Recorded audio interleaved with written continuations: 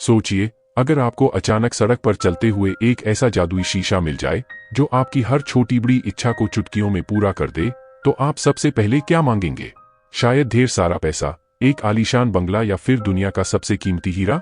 सुनने में यह किसी सपने जैसा लगता है, लेकिन इस कहानी में कुछ अलग ही होता है जिसकी किसी ने कल्पना भी नहीं की होगी। इस जादुई आईने ने राजू की जिंदगी तो बदली, पर ऐसी कीमत वसूली कि आपकी रूह कांप जाएगी।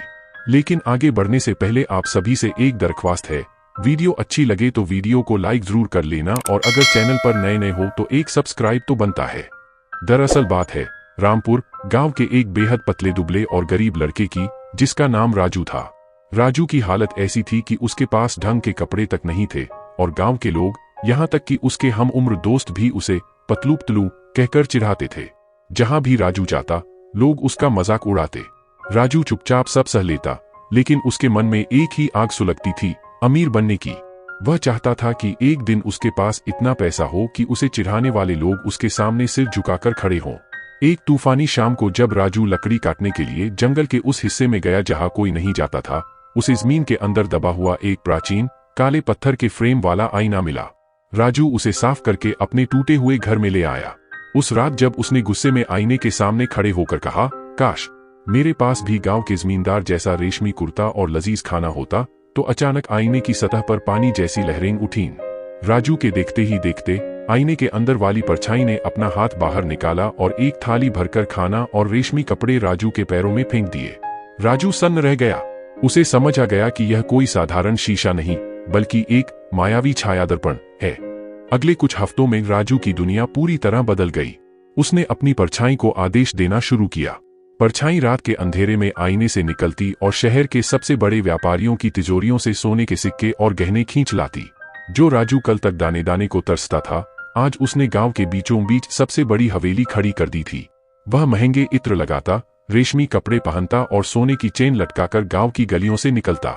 जो लोग उसे पतलू कहकर चिढ़ाते थे, अब वे उसे राजू सेठ कहकर बुलाने लगे थे। लेकिन राजू का लालच यही नहीं रुका। उसे लगने लगा कि जब तक उसके पास कोहिनूर आलम नाम का वह नायाब हीरा नहीं होगा, उसकी अमीरी अधूरी है। यह हीरा पास के ही एक अभेद्य किले के म्यूजियम में लेजर लाइटों और सैकड़ों गार्ड्स के बीच रखा था। राजू ने आईने के सामने खड़े होकर अपनी परछाई की आंखों में देखा और कहा, जाओ, आज रात वह हीरा यहां होना चाहिए। अगर तुम वह ले आए तो मैं तुम्हें वह सब दूंगा जो तुम चाहोगे। उस रात सन्नाटा इतना गहरा था कि राजू के दिल की धड़कनें भी सुनाई दे रही थीं। आईने के भीतर से वह परछाई बाहर निकली। वह पहले से ज्यादा काली, ज्यादा घनी और ज्यादा डरावनी लग रही थी। वह हवा की तरह खामोश होकर म्यूजियम पहुंची और जादुई शक्तियों से उस हीरे को चुराकर वापस राजू के कमरे में आ गई। राजू उस नीले हीरे की चमक देखकर पागल सा हो गया। उसने जैसे ही उसे पकड़ने के लिए हाथ बढ़ाया, उसकी परछाई ने उसका हाथ जोर से मरोड़ दिया। कमरे की लाइटें अपने आप जलने बुझने लगीं। राजू ने देखा कि उसकी परछाई अब फर्श पर नहीं, बल्कि उसके सामने किसी दीवार की तरह खड़ी थी। परछाई का शरीर अब धुंधला नहीं था, बल्कि वह बिल्कुल राजू जैसा ही दिखने लगा था, हड्डियां, मांस और खून के साथ। परछाई ने राजू को उठाकर दीवार पर दे मारा और एक खौफनाक आवाज में बोली, तूने कहा था कि मैं जो चाहूंगा वह तू मुझे देगा।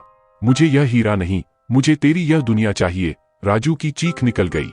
उसने भागने की कोशिश की, लेकिन आईने से एक अजय खिंचाव पैदा हुआ जिसने उसे अपनी ओर खींचना शुरू कर दिया। राजू के नाखून फर्श को खुरचते रह गए, लेकिन उस काली शक्ति ने उसे खींचकर आईने के ठंडे कांच के पार फेंक दिया। राजू अब आईने की उस बेजान और धुंधली दुनिया में कैद था, जहां कोई रंग नहीं था, कोई आवाज नहीं थी। उसने देखा कि उसकी परछाई अब आईने के बाहर असली दुनिया में आराम से सोफे पर बैठ गई और वही शापित हीरा अपनी जेब में रख लिया। अब वह परछाई आजाद है। वह राजू की पहचान के साथ लोगों को धोखा दे रही है, और असली राजू उस आईने के अंदर एक काली परछाई बनकर रह गया है। वह आज भी वहां से आपको देख रहा है। जब भी आप अपने घर के आईने के सामने खड़े होते हैं, तो शायद वह राजू ही होता है जो कांच पर दस्तक देता है ताकि आप उसकी मदद कर सकें। वह रो रहा है। उसका चेहरा अब पहचान में नहीं आता, क्योंकि वह जानता है कि उसकी मुक्ति तभी संभव थी जब कोई उस आईने को तोड़ देता। लेकिन वह बेबस है, क्योंकि इस भयानक सच को जानने के बाद भी आपने वीडियो को लाइक नहीं किया और चैनल को सब्सक्राइब नहीं किया। राजू आईने के उस पार से आपको देख रहा है। क्या आप उसकी चीखें सुन पा रहे हैं? या कहीं आपकी परछाई भी आपसे हाथ मिलाने का इंतजार तो नहीं कर रही? याद रखिए, लालच का अंत हमेशा ऐसा ही होता है।